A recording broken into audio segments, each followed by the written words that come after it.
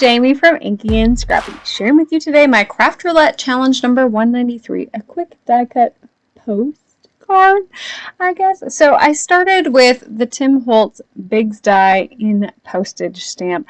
I was thinking I had an actual postcard embossing folder. I might have like the little one somewhere. I couldn't find it, but I was trying to get this in before that midnight deadline on Sunday, and let's be honest, I don't stay up that late, so yeah. I whipped this one together in probably about a half an hour, so it wasn't too bad, and so I didn't sit there and look too hard for my postcard. I'm pretty sure it's like one of those little smaller ones, but this one kind of reminds me of that embossing folder. It's an old, all of it was old, so old Tim Holtz stuff for the most part. So it's like a, I want to say it's like a postage. It looks kind of like what you would think of as a postcard front. So it's got that mail, you know, the postage mark on it, but it's also got that image on it. So it's not really a stamp, but it's definitely more collage-y in general. And so if you haven't played Craft Roulette before, go check it out, craftroulette.live on the interwebs, and then of course also on YouTube. I do have the YouTube channel listed down below in the description box. It's a lot of fun. I didn't actually get to catch the show this week, and the last couple of weeks have just been stupid busy, and so I did want to get this one done today and kind of get back into the scheme of things. Of course, last week I was in Galveston, so I had my art supplied, like coloring stuff with, but I really didn't have anything else to do, and yeah, I needed a break from all of the things. It was a good break. So for this one, I'm just kind of messily, I guess, coloring, taking my ink pads straight to paper. The color scheme this week was Florist Shop, and so I picked some distress oxides that remind me of flowers, or are flowers in name. So dry marigold, is it crushed lilac, bundled sage for my green. I did tattered rose for like my pinkish tone, and then I think that was it for my colors. Now the random on this one was random abstract blob, and so I'm adding in some splatters, but also to get that blob I'm just going to kind of paint a little bit of a blob so it's not very noticeable in general. And then of course I had to sign my name on it because, you know, I don't do that enough, I don't think, and so I had to play with it a little bit. And so there was my random added blob. Of course I'm going to come in later because I had a, you know, brainwave, and I was like, ooh. So the element was globe. And so I had definitely thought about adding a snow globe because that was my initial thought on Friday night when I had read what the parameters were. And so I cut about maybe 10 minutes of the live on Friday night, and then, you know, momming happened. I had to make supper, and I was just, yeah, it's been a long week. I did 2 card classes this week, live and in person, or I guess last week live in person, and so it's just a lot of prep and a lot of just, it was a lot. And so I don't know, by Friday I was just like setting up for Saturday's class, and I was just kind of done. And don't ask, Saturday's class was a hot mess express. I lost my one card kit. I still have yet to find them. I set them in a safe place. It's super safe, and I have yet to find it. Yeah.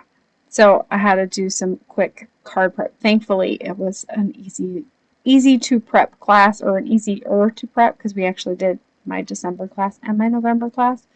And so, yeah, it was, at least it was the easier of the two to cut all the things out. Anyways, back to my card here. I'm pulling in Tim Holtz super old globe die here. I don't think it's currently available. Probably is the same with that embossing folder. I just kind of pulled stuff from my stash, and that's why I really love Craft Roulette. It kind of pushes me to use stuff, that I haven't used in a long time, and you know, it's fun to go and revisit those old things, and we don't always need to add the new things. I did fussy cut out my globe. If I'd have thought about it, I probably could have just ran it through with the die before I added it to my postcard front here, but you know, it happens. So once I did add this to a card base, you definitely won't need to because it's a postcard. I would have probably just cut out a flat panel or another solid piece to go behind this, just because it's embossed, so if you wanted to write on the back. But I tend to just put it in card form because it just works for me. That's how I send things. I don't usually send things on a flat front because to me a flat front card would be like a postcard.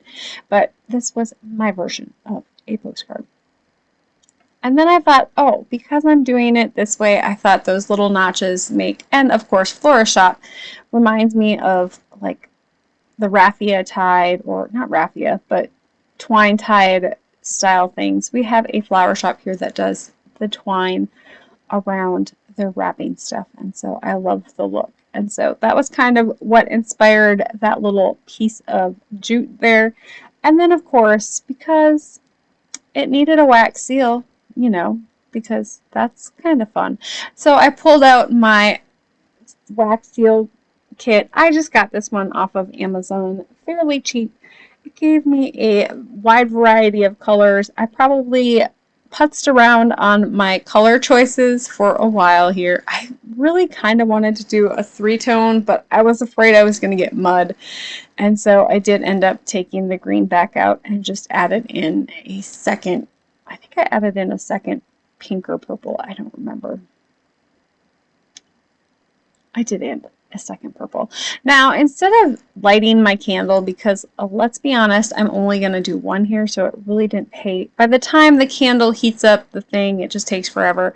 So to do this quickly, I just use my heat tool and I melt it that way. So I keep it off of the surface at least about an inch, and so I'm not like directly on it. And then I just kind of make sure, heating it from both sides to make sure it is all warmed up.